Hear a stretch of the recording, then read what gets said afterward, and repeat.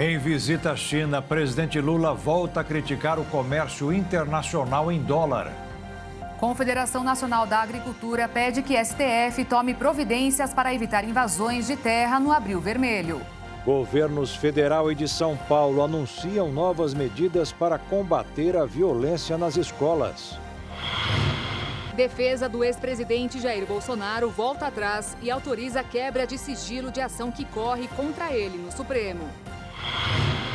Sai a decisão final sobre a revisão da vida toda para pensões e aposentadorias. Na véspera do julgamento decisivo, franceses vão às ruas protestar contra a reforma da Previdência. De cada 3 brasileiros, 2 têm uma camisa do time de futebol do coração dentro do armário. E uma brasileira ajuda cientistas a conseguirem mais nitidez de uma imagem do primeiro buraco negro captado do universo. Agora, no Jornal das 22.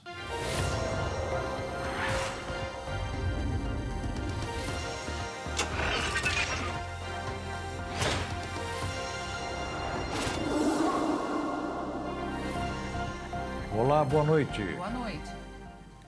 A manhã de hoje foi marcada pelo anúncio de medidas para aumentar a segurança nas escolas em todo o estado de São Paulo. Depois da coletiva de imprensa convocada pelo governador Tarcísio de Freitas, o prefeito da capital paulista também anunciou ações de prevenção nas instituições de ensino da cidade. Foi na Escola Estadual Tomásia Montoro, palco do último ataque em São Paulo, que resultou na morte de uma professora de 71 anos, que o governador do estado, Tarcísio de Freitas, anunciou o investimento de 240 milhões de reais em ações para ampliar a segurança da comunidade escolar. Acompanhado do secretário estadual da Educação, Renato Feder, e do secretário da Segurança, Guilherme Derrite, o governador comunicou a contratação de empresas privadas com profissionais desarmados para a segurança das escolas e de 550 psicólogos para atendimentos semanais nas instituições de ensino, além da criação de uma linha direta entre escolas e polícia militar e a elaboração de um dispositivo de acionamento prioritário para escolas no aplicativo 190, por onde docentes e estudantes poderão fazer denúncias de forma anônima. O prefeito da capital paulista também acompanhou o anúncio e destacou o momento mais marcante do evento.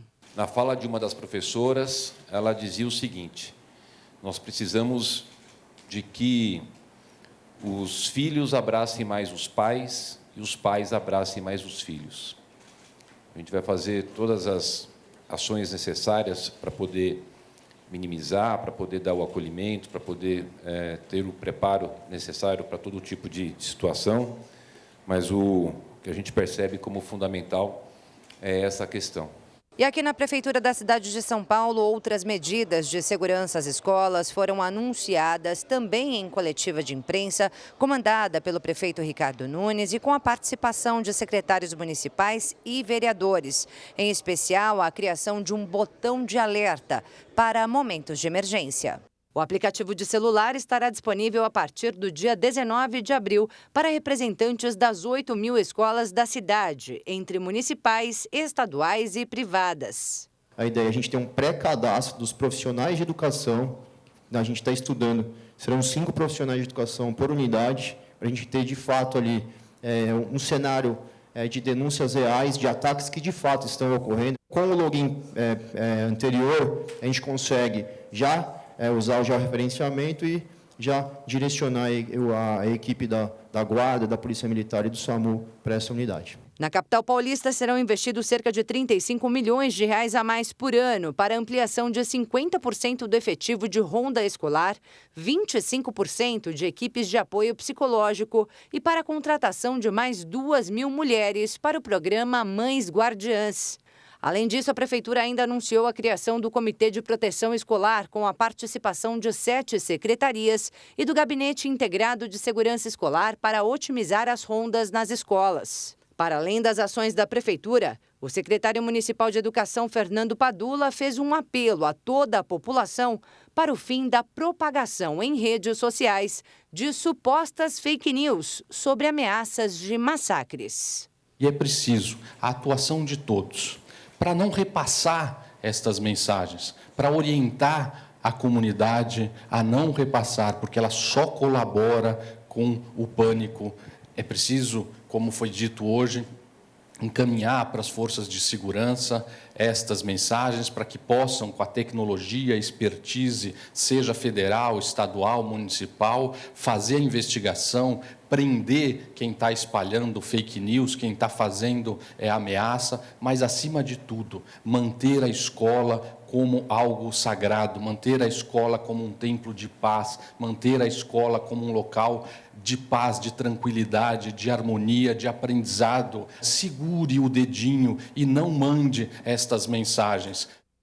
E o ministro da Justiça, Flávio Dino, lançou hoje no Rio de Janeiro um edital para consulta pública para estados e municípios fortalecerem a segurança nas escolas. O valor será de R$100 milhões, que poderão ser usados para comprar armamentos, viaturas e equipamentos de informática para delegacias enfrentarem os crimes cibernéticos. Segundo o ministro, existe até a possibilidade de serem colocados guardas dentro das escolas. Mas esta decisão, segundo Flávio Dino, será adotada apenas se os prefeitos e governadores quiserem. Os 100 milhões serão somados aos R$150 milhões já anunciados com o mesmo objetivo.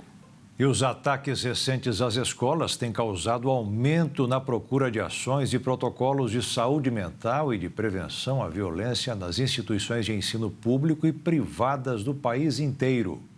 Um lugar onde antes era o centro de aprendizagem e desenvolvimento pessoal, agora é carregado pelo medo e angústia. O aumento da apreensão entre pais, alunos e educadores diante de ameaças de novos atentados é notório em todos os cantos do Brasil. Dessa forma, o aumento por ações de prevenção tem se mostrado cada vez mais frequente. Empresas que oferecem consultorias do tipo viram nos últimos dias a demanda por atendimentos crescer como nunca antes visto. Mas não são apenas as empresas privadas que estão com as atenções voltadas para a situação. A Câmara dos Deputados e o Senado anunciaram nesta semana audiências públicas para discutir a criação de equipes de psicólogos e assistentes sociais nas redes públicas de ensino e as fontes de pagamento. Além disso, o governo instituiu um grupo interministerial para a prevenção de violência escolar. As iniciativas acontecem em meio a uma ausência de políticas públicas de enfrentamento da escalada do sofrimento mental e da violência do ambiente escolar. Mas a pergunta de muitos brasileiros é sobre o que poderia ser feito para melhorar essa crise. Para especialistas, ações governamentais simples já seriam um pontapé inicial para a melhoria, como, por exemplo, a maior fiscalização do Ministério da Educação sobre uma lei de 2019 que pouco avançou. Essa lei trata basicamente da atuação de psicólogos e assistentes sociais nas escolas. Segundo documentos, apenas 6,5% das quase 138 mil escolas públicas de educação básica no país contam com psicólogos e somente 3,7% com assistentes sociais. Porém, o assunto é complexo e está longe de ser resolvido apenas com a oferta desses profissionais, já que os psicólogos nos colégios não devem ter a função de fazer terapia no ambiente escolar, e sim entender alguns casos e efetuar o encaminhamento da criança a um profissional. Os especialistas afirmam ainda que os recentes ataques e as fake news geradas a partir deles têm sido um fator importante de aumento de ansiedade e de medo entre crianças e adolescentes. Esse ciclo gerado pelo medo pode causar um trauma gigante não apenas na população, mas em como uma sociedade é regida. E a preocupação não é somente em território nacional. O Unicef estima que a perda anual de capital humano para a população entre 0 e 19 anos, devido a questões relacionadas à saúde mental, represente um custo de 340 bilhões de dólares em todo o mundo, valor que ultrapassa a casa dos trilhões de reais. A ansiedade representa 27% do total do custo e a depressão, 22%. Após denúncias feitas pelo Ministério da Justiça, o Twitter começou a retirar do ar conteúdos extremistas de perfis suspeitos. De início, a plataforma resistiu, mas até agora já atendeu a pelo menos 100 pedidos de bloqueio de conta que fizesse menção a terroristas, postasse imagens de escolas atacadas ou mantivesse postagens sobre condutas radicalizadas. Pais, professores e até crianças estão alarmados com o compartilhamento em grupos de WhatsApp de milhares de mensagens, fotos, vídeos e áudios falando de supostas ameaças de ataques a escolas que poderiam ocorrer. Isso tem deixado as famílias muito preocupadas. Apesar de já desmentidas pelas autoridades, as ameaças de ataques às escolas em Teixeira de Freitas, divulgadas no início dessa semana por meio de aplicativos de conversas e demais mídias sociais, continuam preocupando pais e responsáveis de alunos. Isso me preocupou muito, então eu acho que a segurança do nosso filho é importante isso. Eu como pai, eu trago ela todos os dias, sempre eu trouxe, mas depois, com essa notícia que está circulando em todas as redes sociais, a minha preocupação ainda ficou pior. Então eu acho que depois dessas notícias aí, eu estou vendo vários pais preocupados. Eu fiquei muito preocupada. Confesso que eu pensei antes, né, de trazer ele. Trouxe ele, assim, muito preocupada. Aí tanto que eu tentei mandar mensagem à professora para ver se está tudo bem. Os filhos da Josélia estão em instituições de ensino do município. Diante das mensagens falsas, a cabeleireira deixou de levar os dois para a aula. Ela fala sobre o receio que ainda tem e cobra por maior segurança nas unidades. É uma situação preocupante porque é o nosso bem maior, né? É as nossas crianças. E geralmente a gente tinha que ficar despreocupada e mandar para a escola, só que hoje a escola virou um ponto de terrorismo, ou seja, a escola hoje é alvo de pessoas ruins, então é muito difícil hoje a gente confiar, trazer as nossas crianças, deixar na escola e voltar em paz. Então as autoridades deveriam fazer alguma coisa, trazer segurança para as escolas, até mesmo porque são crianças inocentes, né? Essas mensagens de ataques foram disseminadas em diversos municípios da Bahia e do país. A Secretaria de Segurança Pública do Estado diz estar atuando de forma preventiva com o reforço dos canais de inteligência da SSP, da Polícia Militar e da Polícia Civil.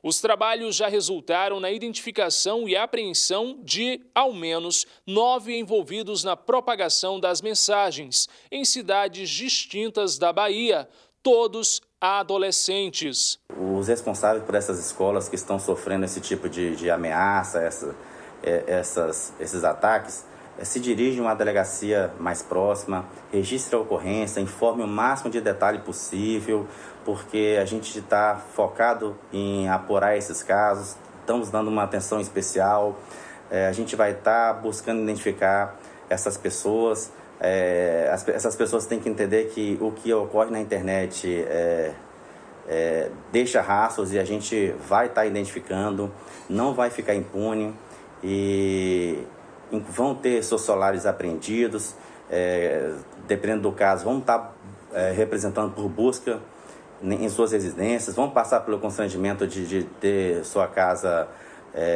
sofrendo uma busca e apreensão, para aprender aparelho celular, computador, o que for utilizado para estar divulgando essas situações. Então, a gente deixa, o recado que a gente passa é que não pense que o que acontece na internet não deixa rastros, pois deixa e a gente vai estar identificando responsáveis. A gente tem percebido também que, na maioria dos casos, os responsáveis são adolescentes. Nem por isso vão deixar de ser responsabilizados. Gilmar de Meireles ainda salienta que os trabalhos de identificação dos envolvidos seguem em andamento.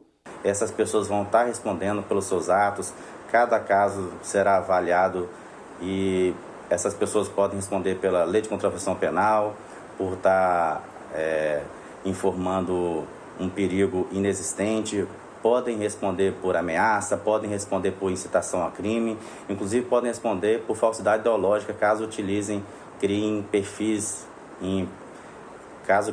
falsos nas redes sociais. Por meio de nota, o comandante da 87ª CIPM em Teixeira de Freitas, Major Neto, disse estar intensificando a segurança nas escolas, a fim de garantir segurança e tranquilidade às unidades escolares. A SSP está disponibilizando um canal dedicado para a comunicação de possíveis ameaças por meio do Disque Denúncia, o telefone 181. Fotos, prints e vídeos também podem ser enviados através do site disquedenuncia.com. E veja a seguir, em visita à China, presidente Lula volta a criticar o comércio internacional em dólar. E ainda, sai a decisão final sobre revisão da vida toda para pensões e aposentadorias.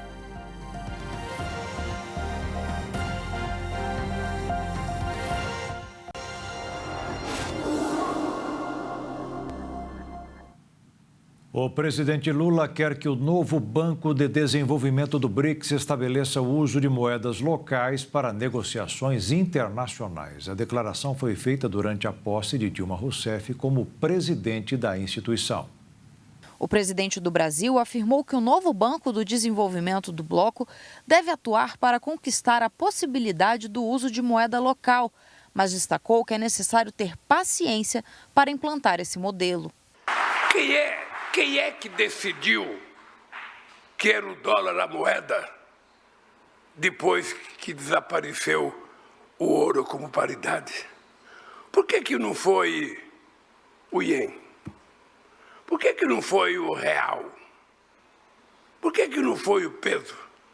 Porque hoje um país precisa correr atrás de dólar para poder exportar. Quando ele poderia exportar a sua própria moeda, e os bancos centrais certamente poderiam cuidar disso. Atualmente, importações e financiamentos são feitos usando o dólar como moeda de lastro, mas a moeda chinesa, renminbi, vem ganhando espaço no mercado mundial. No começo do ano, um documento assinado entre Brasil e China passou a permitir transações comerciais sem necessidade de conversão para o dólar. Segundo o Banco Central, que assinou o memorando com o People's Bank of China, o novo modelo tem potencial de reduzir intermediários nos pagamentos internacionais e aumentar a eficiência operacional, promovendo agilidade e queda de custos nas transações. A fala de Lula criticando o uso do dólar como moeda de lastro para todas as negociações internacionais foi feita nesta quinta-feira em Xangai, na China, durante a posse de Dilma Rousseff como presidente do novo Banco do Desenvolvimento dos BRICS, bloco formado por Brasil, Rússia, Índia, China e África do Sul. No discurso de posse, Dilma apresentou as prioridades de trabalho à frente da instituição e, alinhada com a fala de Lula, disse que o banco vai apresentar uma ferramenta de captação de recursos em moedas locais, sem necessidade de conversão para o dólar. Buscaremos ainda financiar os nossos projetos em moedas locais, privilegiando os mercados domésticos e diminuindo a exposição às variações cambiais. Nosso objetivo é construir alternativas financeiras robustas para os países membros. O novo Banco do Desenvolvimento dos BRICS é uma instituição financeira de fomento aos países do bloco. Dilma substitui Marcos Troirro, que foi indicado por Jair Bolsonaro em 2020 e ficaria no cargo até 2025, mas renunciou ao último ano de mandato para abrir espaço para Dilma Rousseff, indicada de Lula. A Caixa Econômica Federal aumentou os juros do crédito imobiliário em 0,5 ponto percentual na modalidade Sistema Brasileiro de Poupança e Empréstimo. Nessa categoria, as taxas de juros a partir de 8,99% ao ano são válidas desde o dia 3 de abril. Os índices das linhas de habitação popular e pró-cotista, com recursos do FGTS, foram mantidos desde o ano de 2021. Já com relação ao crédito imobiliário, a Caixa informou que as taxas de juros são definidas em função de fatores mercadológicos e conjunturais, dentro das regras prudenciais da instituição financeira. O motivo do aumento dos juros nos financiamentos não foi explicado pelo banco. O governo federal definiu as faixas de incentivo econômica para o programa Minha Casa Minha Vida com limite máximo de R$ 170 mil e acrescido para o uso de energia renovável. A meta do governo é atender 2 milhões de famílias até o fim do mandato de Lula, em dezembro de 2026. A portaria com os limites de subvenção econômica foram publicadas nesta quinta-feira no Diário Oficial da União. O valor máximo para as unidades de R$ 170 mil havia sido confirmado no dia anterior pelo ministro Jader Filho das Cidades, em São Paulo, durante participação no 96º encontro realizado pela Câmara Brasileira da Indústria da Construção. Serão elegíveis para o programa famílias residentes em áreas urbanas com renda bruta familiar mensal de até R$ 8 mil e as residentes em áreas rurais com renda bruta familiar anual de até R$ 96 mil. O retorno do programa Minha Casa Minha Vida foi anunciado pelo presidente Lula em viagem a Santo Amaro, no interior do estado da Bahia. A medida provisória com as linhas gerais do programa já foi assinada e enviada ao Congresso Nacional. O governo afirma que vai investir R$ 590 milhões para entregar, até maio deste ano, 7.400 unidades habitacionais. Rio de Janeiro e São Paulo serão os estados com o maior número de unidades entregues nos próximos meses. Serão 1.420 em território paulista e outras 1.432 no Rio. No mercado financeiro, os investidores repercutiram números de preços ao produtor norte-americano e avaliaram a ata do Banco Central dos Estados Unidos, fazendo o dólar fechar em queda pelo terceiro dia seguido, de 0,32%, cotado a R$ 4,92 na venda. Já a Bolsa de Valores fechou em queda, de 0,40%, aos 106.457 pontos. Nos 2 primeiros meses de 2023, a fila de espera por benefícios do INSS aumentou 28%. De acordo com o Boletim Estatístico da Previdência Social, o volume inclui tanto os processos que estão com até 45 dias como os acima disso. Mais de 1.140.000 pedidos são para análise do Instituto e pouco mais de 139 mil aguardam documentação do segurado para concluir a análise. O Ministério da Previdência Social disse que o aumento da fila em janeiro e fevereiro é normal por ser um período de férias de muitos servidores e afirmou que segue trabalhando para garantir o aumento na quantidade de processos analisados por mês. O Supremo Tribunal Federal publicou nesta quinta-feira a decisão final sobre a revisão da vida toda do INSS. Na resolução, que tem quase 190 páginas, prevaleceu a tese definida no julgamento sem alterações. A ação foi aprovada por 6 votos a 5. A revisão da vida toda é uma ação judicial na qual os aposentados pedem a correção do benefício para incluir no cálculo de aposentadorias, auxílios e pensões as contribuições feitas antes de 1994, beneficiando quem tinha pagamentos maiores antes do início do Plano Real. Dessa forma, com a publicação da Suprema Corte, os processos que estavam parados na Justiça podem voltar a andar. Sendo assim, a decisão final garante a correção ao beneficiário que entrar na Justiça pedindo a revisão. Mas atenção, o segurado que fizer o pedido precisa tomar cuidados, porque nem sempre a correção vale a pena. Isso porque a revisão só favorece quem tinha altos salários antes do início do Plano Real.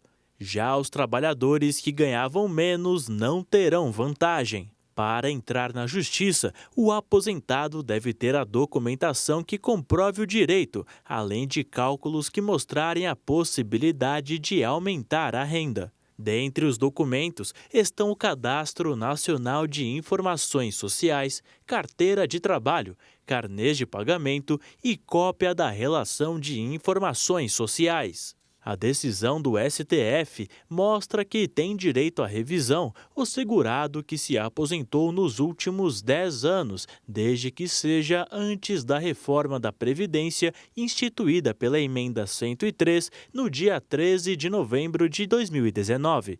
É preciso ainda que o benefício tenha sido concedido com base nas regras da Lei 9.876 de 1999. Lembrando que a reforma da Previdência de 2019 mudou essa regra. Hoje, o cálculo do benefício é feito levando em consideração todos os salários desde 1994. Por isso, novos aposentados não têm direito à revisão. Com isso, o Supremo entendeu que a transição da reforma ampliou as desigualdades sociais, hipótese não prevista pelo legislador da época. O Pix, modalidade lançada pelo Banco Central em novembro de 2020, ainda enfrenta a resistência de parte dos brasileiros, apesar dos benefícios de ser gratuita e instantânea. Em fevereiro, 105 milhões de pessoas usaram o Pix, um salto de quase 30% em relação ao mesmo período do ano passado, de acordo com informações do Banco Central e da Pesquisa Nacional por Amostra de Domicílios.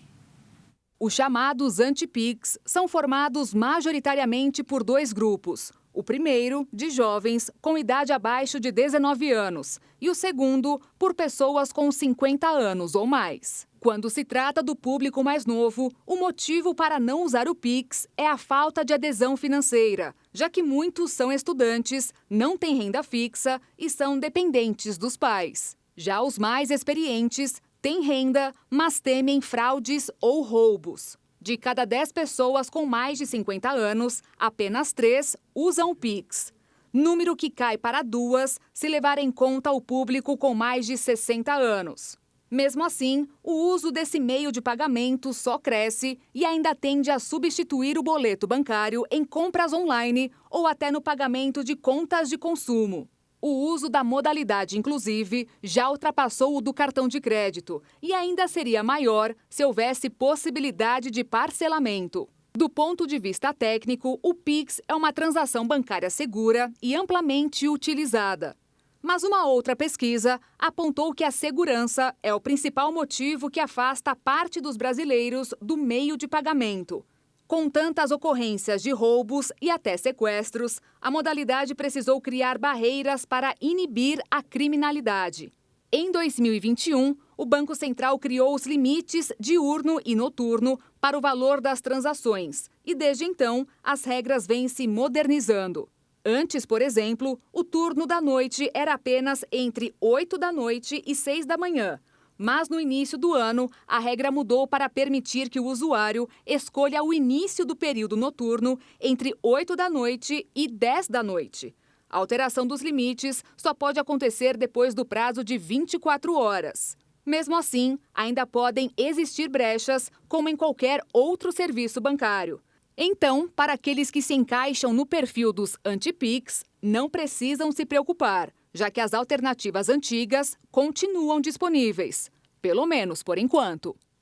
E a seguir, defesa de Jair Bolsonaro volta atrás e autoriza a quebra de sigilo de ação contra ele no Supremo. E ainda, na véspera do julgamento decisivo, franceses vão às ruas protestar contra a reforma da Previdência.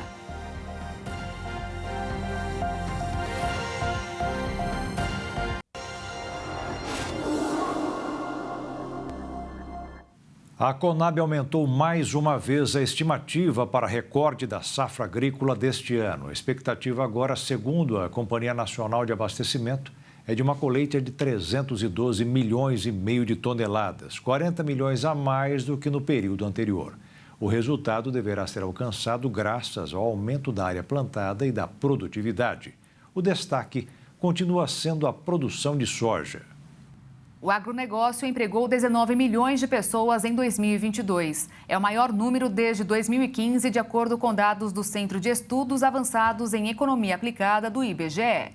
As vagas de emprego são formais e informais, dentro e fora do campo, que englobam desde a produção de insumos até o transporte e a comercialização dos produtos. O crescimento de trabalhadores no agronegócio está ligado à área de insumos, indústria e serviços. Por outro lado, o número de trabalhadores trabalhando no campo caiu devido à crescente substituição de homens por máquinas modernas.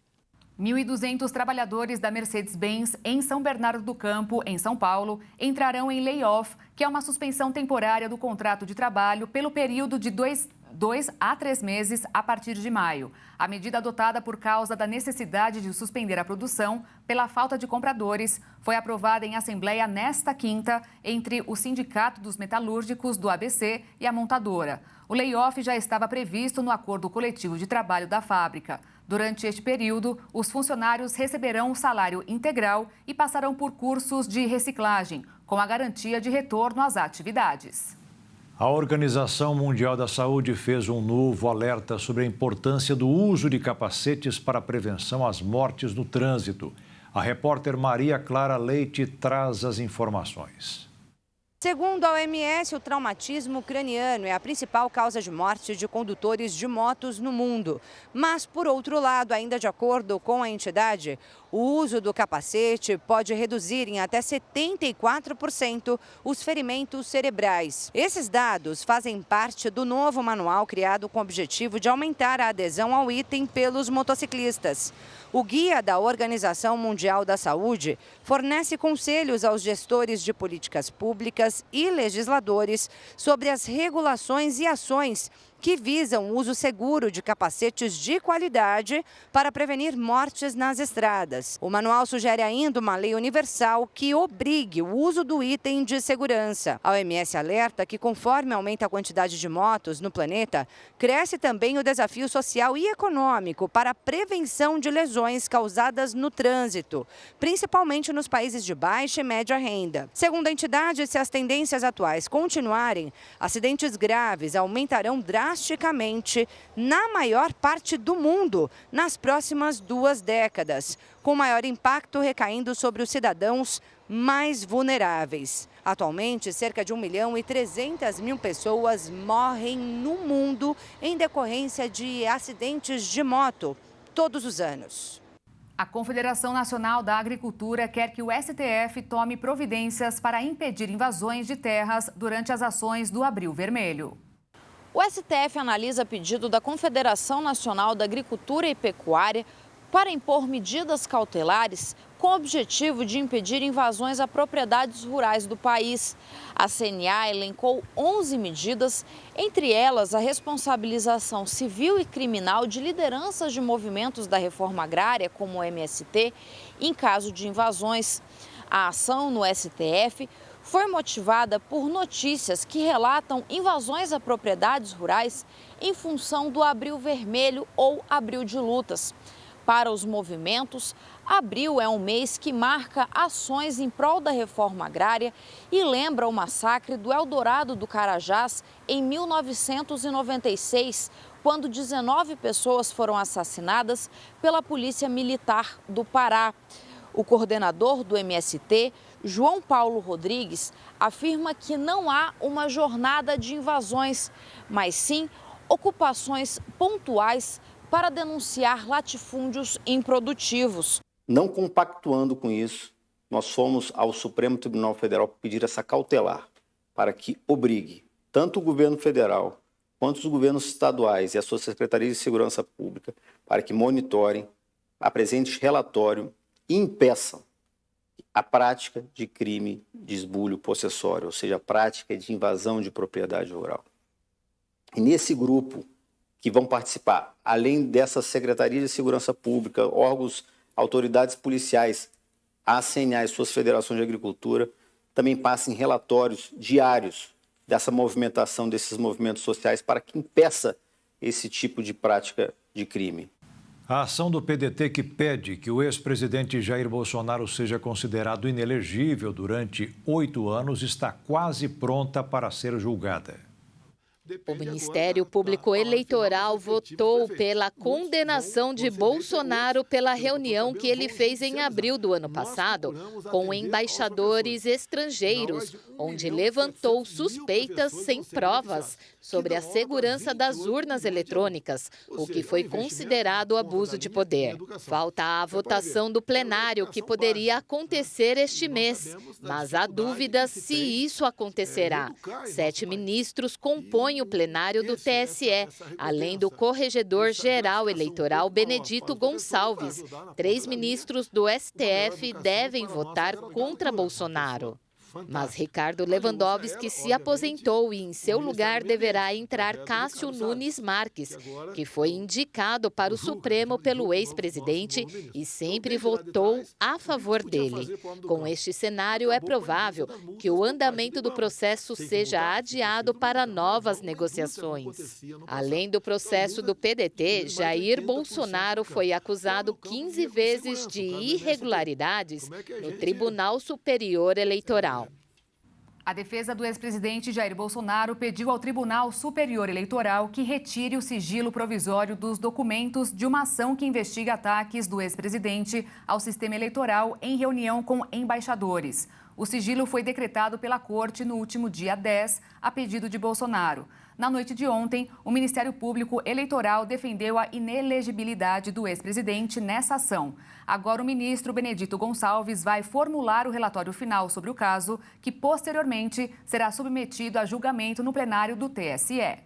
As ações de combate à dengue em Campo Grande, capital de Mato Grosso do Sul, ganharam reforço das crianças e adolescentes que integram o projeto Bombeiros do Amanhã. 60 crianças entre 9 e 14 anos participam do projeto Bombeiros do Amanhã, no Parque Tarsila do Amaral, região norte de Campo Grande.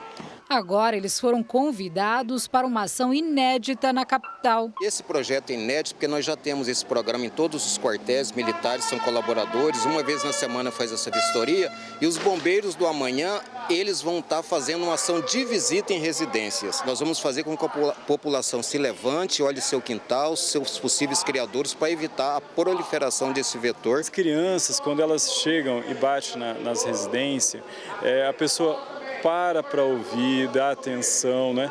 E o maior fator que nós observamos, Débora, é a conscientização deles, porque eles levam esse conhecimento para suas residências, né? Orientam os pais, os avós, né? E a gente vai melhorando essa percepção do risco que a dengue pode proporcionar à nossa população. Com mais de 11 mil casos de dengue notificados no estado e 12 mortes só este ano, é fundamental sensibilizar os moradores quanto aos cuidados no combate ao mosquito transmissor.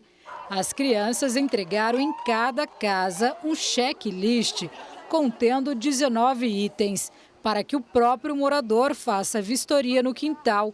Na próxima semana, estas casas serão revisitadas. É para a senhora preencher tudo aqui e aí semana que vem nós vamos vir buscar. Limpar a casa, né? Ajeitar as coisas, prevenir a dengue, né? Até os trabalhadores da construção civil foram abordados. Chegou na quinta, já vira o tambor, dá uma lavada, uma higienizada nele, porque o mosquito coloca os ovos ali na borda e se deixar o final de semana, quando chegar na segunda já vai ter mosquito. É perigoso para todo mundo, né? Aí isso aí é um meio que todo mundo fizer, cada um fazer a sua parte, a gente evita isso aí.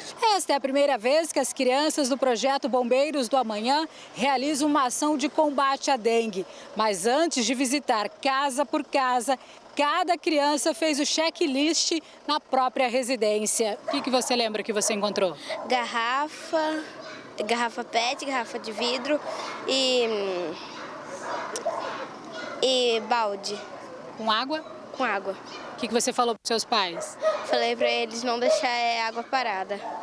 Tirou água, derramou? Tirei. Limpou? Sim. Fez o dever de casa? Sim. Os franceses realizaram nesta quinta-feira a 12ª jornada de protestos contra a impopular reforma da Previdência do presidente Emmanuel Macron, em uma última tentativa de fazer pressão um dia antes da decisão crucial do Conselho Constitucional.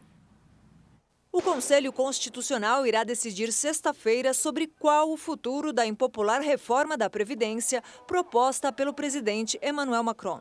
A proposta tem como objetivo elevar a idade mínima de aposentadoria de 62 para 64 anos.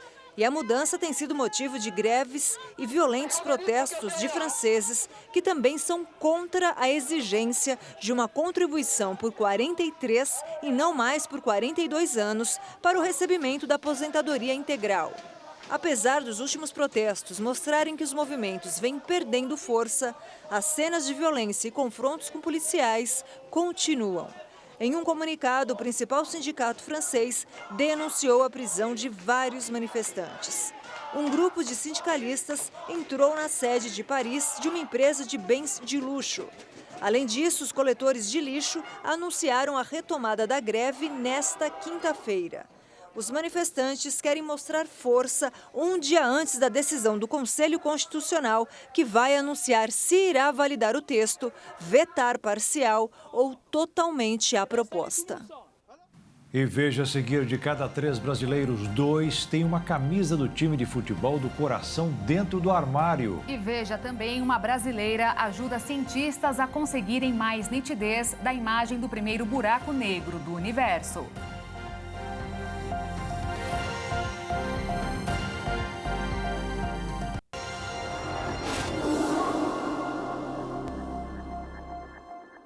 A Associação Brasileira de Diabetes divulgou hoje um comunicado alertando os pacientes sobre a possibilidade de faltar insulina no Sistema Único de Saúde a partir do mês que vem. A situação foi revelada depois de uma auditoria do Tribunal de Contas da União, feita em fevereiro, constatar o risco de desabastecimento. Quando isso aconteceu, o Ministério da Saúde fez uma consulta pública emergencial para comprar 1.300.000 tubetes do medicamento. Mas, segundo o TCU, o risco continua porque as doses só deverão chegar na metade do mês de junho. Próximo de ser concluído, o Instituto Brasileiro de Geografia e Estatística identificou pouco menos de 205 milhões de habitantes até agora em seu recenseamento. A contagem preocupa. Os últimos resultados do censo demográfico acenderam um alerta pelo suposto sumiço de quase 3 milhões de brasileiros, que pode afetar a formulação de políticas públicas e a distribuição de verbas para centenas de prefeituras. A diferença é significativa em relação às projeções apresentadas pelo IBGE no final do ano passado. Na ocasião, o Instituto divulgou uma prévia do censo de 207 milhões e 800 mil brasileiros, com base nas coletas realizadas até o dia 25 de dezembro. A suspeita é de que um contingente expressivo de famílias de baixa renda se declarou como unipessoal, sem informar o cônjuge e filhos, pelo receio de perder acesso a benefícios sociais. Os pesquisadores também se atentaram ao elevado número de domicílios de uso ocasional, que são usados para férias ou fins de semana em localidades pobres e, em tese, sem esse perfil. O último censo foi realizado no país em 2010. Uma pesquisa mostrou que de cada 3 brasileiros, 2 têm pelo menos uma camisa do seu time de coração. Porém, apenas 42% dos torcedores possuem modelos mais recentes. O principal motivo é o custo. As estatísticas refletem o amor do povo brasileiro pelo futebol. 80% dos torcedores que se consideram fanáticos garantem ter pelo menos uma camisa do clube de coração. Já entre os que não acompanham tanto futebol assim, esse número cai para pouco mais de 60%. Outro ponto importante divulgado pelo levantamento é o fato de o aspecto financeiro provocar diferença entre os gêneros. Entre os homens, faz pouca diferença a renda. Daqueles que recebem até 2 salários mínimos, 71% deles têm a camisa do clube. De 2 a 5 salários mínimos e acima de 5 salários mínimos, o percentual é de 76%, praticamente o mesmo, que mostra que mesmo não recebendo tanto dinheiro, o público masculino reserva um valor para adquirir uma peça do clube de coração. Quando mudamos o olhar para o universo feminino, 75% das mulheres que recebem mais de 5 salários mínimos garantiram ter pelo menos uma camiseta do clube de coração. O número é semelhante ao dos homens da mesma faixa de renda. Já em relação àquelas que recebem entre 2 e 5 salários mínimos, o percentual vai para 63%. Mas entre as mulheres que recebem até 2 salários mínimos, pouco mais da metade delas afirmaram ter uma peça do clube no armário. O preço de uma camisa de time oficial não é barato. Para comprar uma camiseta do Palmeiras, atual campeão brasileiro, o torcedor deve desembolsar R$ 329,90. Já o torcedor corintiano que quiser comprar a nova camiseta do clube terá que gastar R$ 299,99. E o torcedor flamenguista que quiser adquirir o novo manto da equipe precisará pagar R$ 349,99.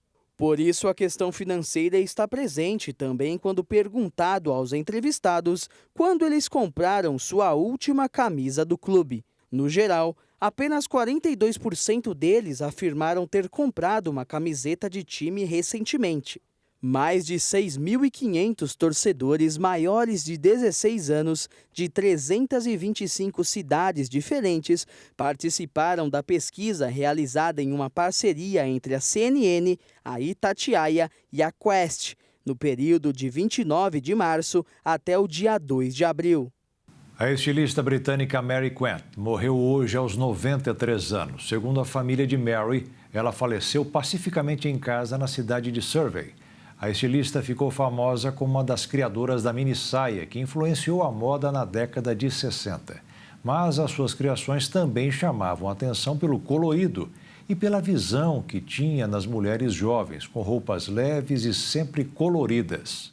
Um estudo revelou que a maioria das pessoas não costuma lavar os utensílios de maquiagem após o uso, de acordo com as recomendações dos órgãos de saúde, o que representa um grande risco para a pele, podendo causar sérios problemas devido ao acúmulo de bactérias.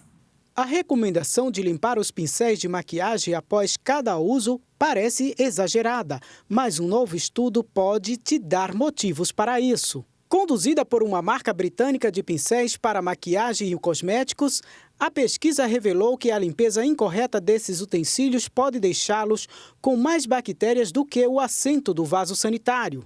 Os pesquisadores analisaram o armazenamento de 2 conjuntos de pincéis, um limpo e um sujo, em 5 locais diferentes, incluindo a penteadeira de um quarto, a bolsa de maquiagem, uma bolsa exclusiva para pincéis de maquiagem, uma gaveta para pincéis e um suporte no banheiro. Após 2 semanas, eles compararam as bactérias presentes nos pincéis com as de um assento do vaso sanitário. Os resultados das amostras revelaram que todos os pincéis sujos continham as mesmas ou mais bactérias do que o assento do vaso sanitário. Foram encontrados vestígios potenciais de E. coli, levedura e mofo, que podem levar a infecções fúngicas. Já os pincéis limpos apresentaram significativamente menos bactérias. A pedido da Spectrum Collections, uma cientista cosmética analisou os resultados e alertou que deixar os pincéis sujos e com bactérias aumenta a probabilidade de transmiti-las para o rosto na próxima vez que você for aplicar a maquiagem. A higienização correta inclui lavar os pincéis com água e sabão neutro. Nesse processo, é importante não esquecer de limpar o centro e a parte inferior das cerdas, pois esse pode se tornar um espaço onde as bactérias se acumulam. No entanto, é preciso estar atento para não submergir a parte de metal na água, o que pode danificar o pincel. A indústria da moda tem um impacto no meio ambiente que se dá principalmente em 2 períodos: na produção do tecido e no final do seu ciclo de uso. Acontece que quando a roupa não é usada e descartada de forma consciente, pode demorar séculos para se decompor. É estimado que 170 mil toneladas de resíduos têxteis são geradas por ano no Brasil, sendo que 80% delas vão parar em lixões e aterros, segundo dados divulgados pelo Sebrae. Se a roupa foi produzida de fibras naturais, como algodão, linho, seda e lã, o tempo de decomposição são entre 5 meses e 20 anos. No caso das sintéticas, que é o poliéster e derivados do petróleo, são centenas de anos.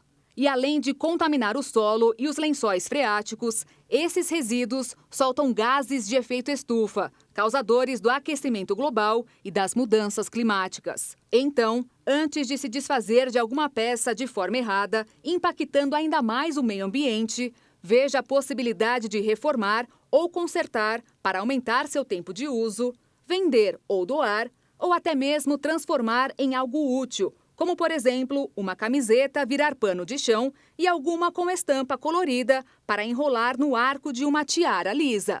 Sem contar que é possível ainda destinar a peça à reciclagem, que é um processo em que o tecido é transformado em fios que depois podem servir de matéria-prima para a fabricação de novos produtos.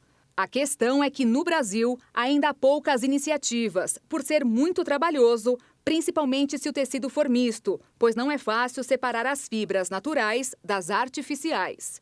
Segundo o relatório da indústria têxtil brasileira de 2022, o consumo mundial de fibras químicas cresce 5,2% ao ano e corresponde a quase 73% do total, conhecida como fast fashion ou moda rápida, pois são roupas mais baratas, produzidas em larga escala e em tempo curto. Já o consumo de fibras naturais aumenta em ritmo menor, 3,6% ao ano, que é a slow fashion, ou moda lenta, que tem como principais características maior ciclo de vida do produto, melhor qualidade e menor quantidade, porém, custa caro.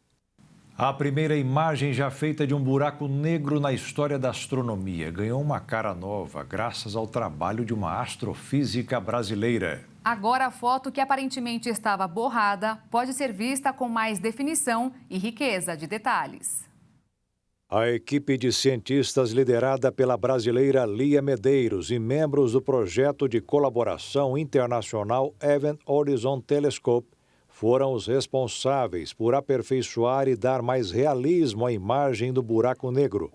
Na nova imagem, ele está a cerca de 50 milhões de anos-luz da Terra e aparece com uma região central maior e mais escura, cercado pelo gás brilhante e superaquecido em formato de uma rosquinha. O chamado M87, de fato, é invisível aos nossos olhos, mas com a descoberta conseguimos ter uma dimensão.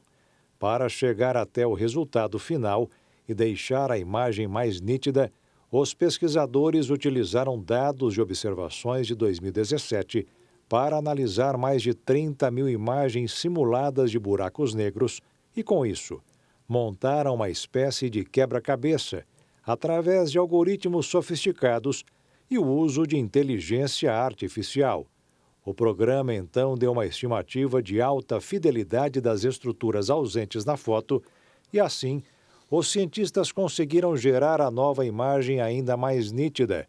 Para se ter uma ideia, o software é tão potente que conseguiria até fazer a imagem de uma maçã na superfície da Lua. Todo o algoritmo e o processo por trás da descoberta foi publicado em um estudo de fevereiro na revista científica. O feito é considerado muito importante na ciência, pois com essa nova imagem mais nítida, novos testes da gravidade poderão ser feitos e novas descobertas sobre esse intrigante fenômeno do espaço poderão ser divulgados em breve. Agora, os cientistas esperam que a técnica realista possa ser aplicada em outros campos como a medicina. E o Jornal das 22 termina aqui. Obrigada pela sua companhia, um ótimo fim de noite para você e nós te esperamos amanhã. Boa noite, fique na paz. Tchau.